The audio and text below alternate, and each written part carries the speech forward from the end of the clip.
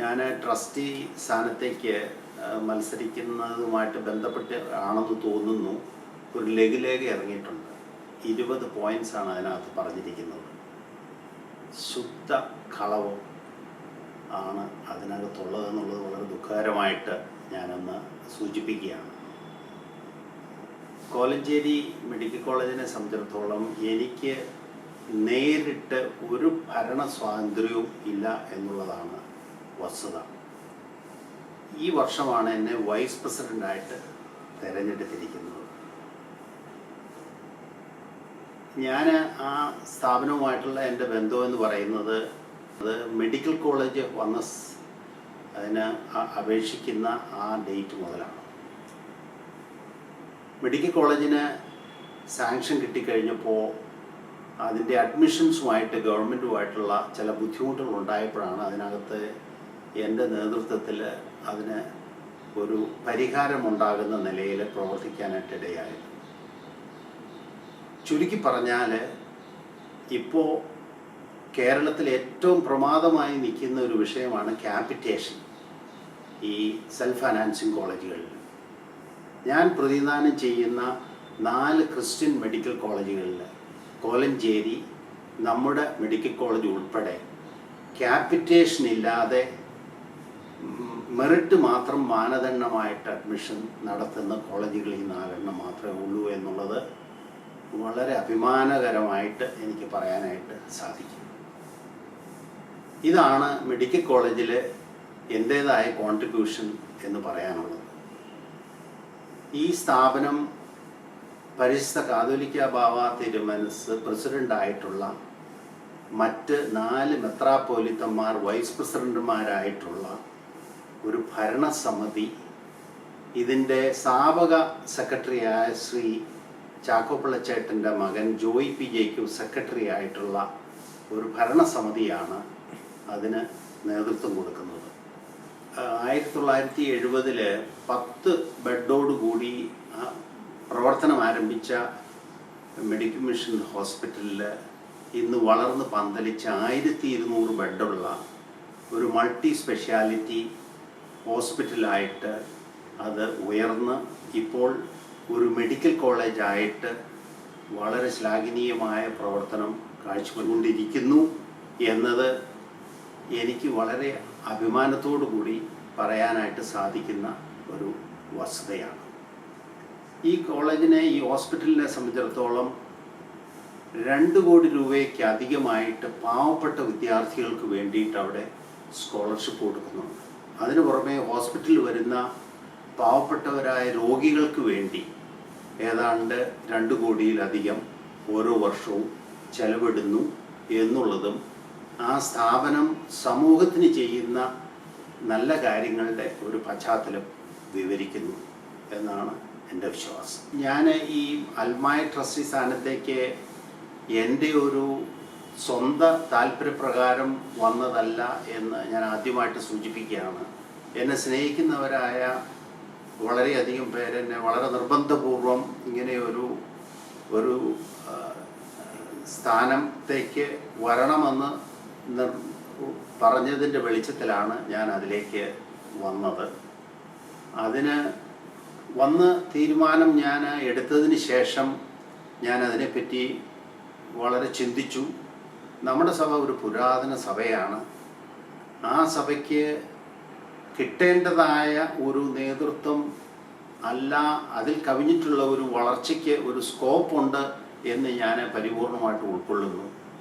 ആ വളർച്ചയുടെ പാതയിൽ പരിശുദ്ധ സുന്നകദോസിൻ്റെയും മാനേജിംഗ് കമ്മിറ്റിയുടെയും ഒരു പാർട്ടിസിപ്പേഷനോട് കൂടിയിട്ട് എൻ്റെ ചില എളിയ കഴിവുകൾ ഉപയോഗിച്ച് വേറൊരു നിലയിലേക്ക് വളർത്താനായിട്ട് സാധിക്കും എന്നാണ് എൻ്റെ പരിപൂർണമായ വിശ്വാസം.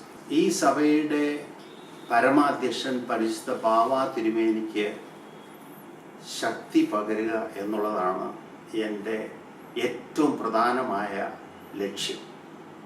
അതിലൂടെ മാത്രമേ സഭയ്ക്ക് പൊതുവായ ഒരു വളർച്ച സാധിക്കുകയുള്ളൂ. നമ്മളുടെ ഒരു എപ്പിസ്കോപ്പൽ സഭയാണ്. അപ്പോൾ അത് വഴി മാത്രമേ നമുക്ക് ആ വളർച്ച സാധിക്കുകയുള്ളൂ. അപ്പോൾ ഒരു സമാധാനപരമായ അന്തരീക്ഷത്തിലൂടെ നല്ല ഒരു നേതൃത്വത്തിലൂടെ മാത്രമേ ഈ സഭയെ വേറൊരു നിലയിലേക്ക് വളർത്തിക്കൊണ്ടുവരാൻ സാധിക്കുകയുള്ളൂ എന്നുള്ളതാണ് എൻ്റെ പരിപൂർണമായ വിശ്വാസം. സഭയിൽ ഓരോ സ്ഥാനികൾ വരുന്നത് സഭയെ ഫോക്കസ് ചെയ്തുകൊണ്ട് സഭയുടെ വളർച്ച മാത്രമായിരിക്കണം ഉദ്ദേശ ലക്ഷ്യം. അല്ലാതെ സ്ഥാനികളുടെ നിലനിൽപ്പോ അല്ലെങ്കിൽ അവരുടെ സെൽഫ് പ്രൊജക്ഷനോ ഒരു കാരണവശാലും ഉണ്ടാകാൻ പാടില്ല എന്ന് പരിപൂർണമായിട്ടുള്ള വിശ്വാസം എനിക്കുണ്ട്. ഒരു പക്ഷേ ഈ അടുത്ത കാലങ്ങളിൽ അതുകൊണ്ടോ മറ്റോ എന്തോ അതിന് വേണ്ടതായ ഒരു കോൺട്രിബ്യൂഷൻ സഭയ്ക്ക് കിട്ടിയോ എന്ന് ഞാൻ സംശയിക്കുന്നു. അപ്പോൾ അതിൽ നിന്നൊരു പരിപൂർണമായ മാറ്റം എങ്ങനെ സാധിച്ചെടുക്കാം പരിശുദ്ധ ബാവ തിരുമേനിയുടെയും മറ്റ് മെത്രാപ്പൊലിത്തന്മാരുടെയും അനുഗ്രഹാശംസകളോട് കൂടി അല്ലെങ്കിൽ അതുമായിട്ട് ബന്ധപ്പെട്ട് നിൽക്കുന്ന സ്ഥാനികളോടൊപ്പം സാധിച്ചെടുക്കാം എന്നുള്ളതാണ് എൻ്റെ ഒരു ചിന്ത. നമ്മുടെ സഭയെ സംബന്ധിച്ച് പറയുകയാണെങ്കിൽ എൻ്റെ അറിവിൽ ഒരു ക്രിസ്ത്യൻ റിപ്പബ്ലിക്കായിട്ടാണ് ഞാൻ മനസ്സിലാക്കുന്നത്. അപ്പോൾ അത്രമാത്രം ഡെമോക്രസി ഉള്ള വേറൊരു ചർച്ച ഉണ്ടോ എന്നെനിക്ക് സംശയമാണ്. അപ്പോൾ ഈ ഡെമോക്രസി കൂടിയിരിക്കുമ്പോൾ അതിൽ ഗുണവുമുണ്ട് ദോഷവുമുണ്ട്. നമ്മൾ ദോഷപരമായ കാര്യങ്ങളെ പരിപൂർണമായിട്ട് മാറ്റി നിർത്തിക്കൊണ്ട് നല്ല വശത്തേക്ക് ഇതിനെ തിരിച്ചു വിടുക എന്നുള്ളതിൽ ഒരു വ്യക്തിയുടെ മാത്രമല്ല പ്രവർത്തനം വരേണ്ടത്. അതിൽ ഉൾപ്പെട്ട എല്ലാവരുടെയും പ്രവർത്തനം, സഭാ സ്നേഹികളായ എല്ലാവരുടെയും പ്രവർത്തനം ആവശ്യമാണ്. പലയിടത്തും സമാധാനമില്ലായ്മ നിലനിൽക്കുന്നു എന്നുള്ളതൊരു വസ്തുതയാണ്. എങ്ങനെ ഇതിനൊരു ശാശ്വത പരിഹാരം പരിപൂർണമായിട്ടല്ലെങ്കിലും ഒരു നല്ല നിലയിലേക്ക് ഈ സ്ഥാപനം ഈ സഭ മുന്നോട്ട് പോകണം, അല്ലെങ്കിൽ മറ്റുള്ളവരാൽ ഒരു തിരിച്ചറിയപ്പെടുന്ന സഭയായിട്ട് ഇതിനെ മാറ്റിയെടുക്കണം എന്നുള്ളതാണ് എൻ്റെ ഒരു ഉദ്ദേശ ലക്ഷ്യം. നമ്മുടെ സഭയിൽ പല കാര്യങ്ങൾ എൻ്റെ മനസ്സിൽ വരുന്നുണ്ട്. ഒരു കാര്യം ഞാൻ എടുത്തു പറയാനായിട്ട് ഉദ്ദേശിക്കുന്നത് നമ്മുടെ വൈദികരെ സംബന്ധിച്ചിടത്തോളമാണ്. നമ്മുടെ വൈദികർക്ക് സെമിനാരിയിൽ നിന്ന് ട്രെയിനിങ് കിട്ടി പുറത്തു വന്നതിന് ശേഷം അവരുടെ പ്രവർത്തന മേഖലയിൽ വരുമ്പോൾ അവരുടേതായ ഒരു വ്യക്തിത്വം, അവരുടേതായ ഒരു സോഷ്യൽ സ്റ്റാറ്റസ് നിലനിർത്തുന്ന നിലയിലുള്ള ഒരു റെമ്യൂണറേഷൻ നമ്മുടെ സഭയ്ക്ക് കൊടുക്കാൻ സാധിക്കുന്നുണ്ടോ എന്നുള്ള കാര്യത്തിൽ എനിക്ക് സംശയമുണ്ട്. ഇതിലൊരു മാറ്റം വന്നേ പറ്റൂ. നമ്മുടെ ബഹുമാനപ്പെട്ട അച്ഛന്മാരെ എല്ലാ വിഭാഗം ജനങ്ങളും ഒരു റെസ്പെക്റ്റോടുകൂടി കാണുന്ന നിലയിലേക്ക് ഒരു ഉയർച്ച ഉണ്ടാകണം എന്നുള്ള കാര്യത്തിൽ എനിക്ക് യാതൊരു സംശയവുമില്ല. ഞാൻ ഇതിനു മുമ്പ് മാനേജിങ് കമ്മിറ്റിയിൽ ഒരു പ്രാവശ്യം ഒരു ടേം സെർവ് ചെയ്തിട്ടുണ്ട്. അതിൽ നിന്ന് കിട്ടിയ എൻ്റെ ഒരു എക്സ്പീരിയൻസ് എന്താണെന്ന് ചോദിച്ചാൽ, മാനേജിങ് കമ്മിറ്റിയുടെ കണ്ടക്റ്റ്, ആ മീറ്റിങ്ങിൻ്റെ നടത്തിപ്പ് എന്നോട് എനിക്ക് ഭാഗ്യവശാലോ നിർഭാഗ്യവശാലോ ഒരു ഇഷ്ടക്കുറവ് തോന്നി. അത് എന്തുകൊണ്ടാണെന്ന് ചോദിച്ചാൽ എല്ലാ മീറ്റിങ്ങിലും ഒരു ഡിസിപ്ലിൻ ആവശ്യമുണ്ട്. ആ ഡിസിപ്ലിൻ നമ്മുടെ മാനേജിങ് കമ്മിറ്റിയിൽ ഞാൻ കണ്ടില്ല. ഇപ്പോൾ ഒരു പക്ഷേ അത് വളരെ വ്യത്യാസപ്പെട്ട് കാണുമെന്നാണ് ഞാൻ വിശ്വസിക്കുന്നത്. അതിൽ നേതൃത്വത്തിന് വലിയ വലിയ ഉത്തരവാദിത്വമുണ്ട്. അതായത് നമ്മുടെ പൂർവ്വപിതാക്കന്മാരെങ്ങനെ ഒരു മാനേജിങ് കമ്മിറ്റി മീറ്റിംഗ് നടത്തിയിരുന്നു, അതൊരു പശ്ചാത്തലമായിട്ട് കാണുകയാണെങ്കിൽ എങ്ങനെയാണ് ഒരു മീറ്റിംഗ് ഡിസിപ്ലിനോട് കൂടി നടത്തേണ്ടതെന്നുള്ളത് ഞാനിവിടെ കൂടുതൽ വിവരിക്കേണ്ട ആവശ്യമില്ല. അപ്പോൾ അത് മനസ്സിലാക്കിക്കൊണ്ട് നമ്മുടെ പിതാക്കന്മാർ, പരിശുദ്ധ ബാവ തിരുമേനി, അതുപോലെ മറ്റു പിതാക്കന്മാരും ഒക്കെ അത് വേണ്ടവണ്ണം പരിശുദ്ധ സിനഡിൽ ഒന്ന് കുലങ്കഷമായി ചിന്തിച്ചിട്ട് അതിനൊരു പരിഹാരം കണ്ടാൽ നമ്മളുടെ ഒരു നിയമനിർമ്മാണ സഭയായി അതിനെ ഉയർത്തണം എന്നാണ് എൻ്റെ ഒരു അപേക്ഷ.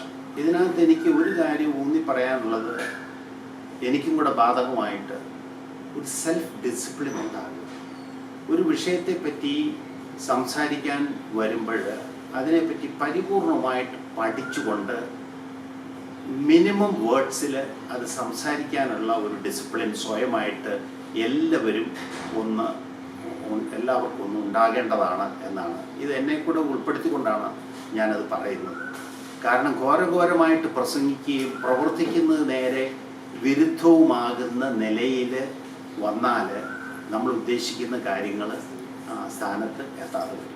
ഞാൻ ഒരു സിന്തൈറ്റ് ഇൻഡസ്ട്രീസ് എന്ന് പറയുന്ന ഒരു വ്യവസായവുമായിട്ട് ബന്ധപ്പെട്ടാണ് എൻ്റെ ഔദ്യോഗിക ജീവിതം തുടങ്ങുന്നത്. എൻ്റെ ഗ്രാജുവേഷന് ശേഷം അതിൽ മാനേജിങ് ഡയറക്ടർ സ്ഥാനം വരെ എത്തി. ഇപ്പോൾ വൈസ് ചെയർമാനായിട്ട് തുടരുന്നു. ബിസിനസ് രംഗത്തുള്ള വേറെ പല കമ്പനികളിലും അതിൻ്റേതായ വ്യക്തിമുദ്ര പതിക്കാനായിട്ട് എനിക്ക് ദൈവം അനുഗ്രഹിച്ചിട്ടുണ്ട്. സഭയുമായിട്ട് ബന്ധപ്പെടുത്തി പറയുകയാണെങ്കിൽ ഞാൻ എറണാകുളം സെൻറ്റ് മേരീസ് കത്തീഡ്രലിലെ മെമ്പറാണ്. അവിടുത്തെ ട്രസ്റ്റി ആയിരുന്നു. കൂടാതെ മാനേജിങ് കമ്മിറ്റിയിൽ ഞാൻ ഒരു ടൈം സെർവ് ചെയ്തിട്ടുണ്ട്. ഇപ്പോൾ ഞാൻ കളമശ്ശേരിയിലെ മെട്രോ വില്ലേജിനോട് ചേർന്ന് ഒരു 6.5 ഏക്കർ സ്ഥലത്ത് ഓർത്തഡോക്സ് ഇൻ്റർനാഷണൽ സെൻറ്റർ എന്ന് പറഞ്ഞ ഒരു 25 കോടി രൂപയുടെ ഒരു വലിയ പ്രോജക്റ്റ് ഐറേനിയസ് തിരുമേനിയുടെ നേതൃത്വത്തിൽ ഒരു പ്രത്യേക സൊസൈറ്റി ഫോം ചെയ്ത് നടക്കുന്നുണ്ട്. അതിൻ്റെ വർക്കിംഗ് പ്രസിഡൻ്റായിട്ട് ഞാനിപ്പോൾ സെർവ് ചെയ്തുകൊണ്ടിരിക്കുന്നു. പീരുമേട് എഞ്ചിനീയറിംഗ് കോളേജിൻ്റെ തുടക്കത്തിൽ മാത്യു സുധിയം ബാവായും ആയിട്ട് ഒന്നിച്ച് പ്രവർത്തിച്ച ആ സ്ഥാപനത്തിൻ്റെ പെർമിഷനും മറ്റുമായിട്ട് ബന്ധപ്പെട്ട കാര്യങ്ങളിൽ ഞാൻ കൂടുതലായിട്ട് പ്രവർത്തിച്ചിട്ടുണ്ട്. പിന്നെ വിദ്യാഭ്യാസ രംഗത്ത് ഞാൻ കോലഞ്ചേരി മെഡിക്കൽ കോളേജ്, അതുപോലെ ഏതാണ്ടൊരു 10-12 എഡ്യൂക്കേഷൻ ഇൻസ്റ്റിറ്റ്യൂഷൻസിൽ ഞാൻ അതിൻ്റെ അക്കാഡമിക് കൗൺസിലാണെങ്കിലും, അതുപോലെ ഈവൻ ഡൽഹി വരെ നിൽക്കുന്ന ചില സെൻറ്റ് മേരി സ്കൂളിലെ ചെയർമാനാണ്. അങ്ങനെ പല വിധത്തിലും വിദ്യാഭ്യാസ രംഗവുമായിട്ട് എനിക്ക് വളരെ അധികം ബന്ധമുണ്ട്. എൻ്റെ ഭരണപരിചയം ഈ സഭയ്ക്ക് എന്തുമാത്രം എനിക്ക് കൊടുക്കാനായിട്ട് സാധിക്കും എന്നുള്ളതിനുള്ള ഒരവസരമായിട്ടാണ് എന്നെ നിർബന്ധിച്ച് ഈ ട്രസ്റ്റി സ്ഥാനത്തേക്ക് വരണമെന്ന് പറഞ്ഞപ്പോൾ എനിക്ക് ഉണ്ടായ ഒരു തോന്നൽ. ഈ സ്ഥാനത്തേക്ക് ഞാൻ അർഹനാണ് എന്ന് നമ്മുടെ സഭാസ്നേഹികൾ ആഗ്രഹിക്കുന്നുവെങ്കിൽ എനിക്ക് വേണ്ടി പ്രാർത്ഥിക്കണമെന്ന് ആദ്യമായിട്ട് ഞാൻ അപേക്ഷിക്കുകയാണ്.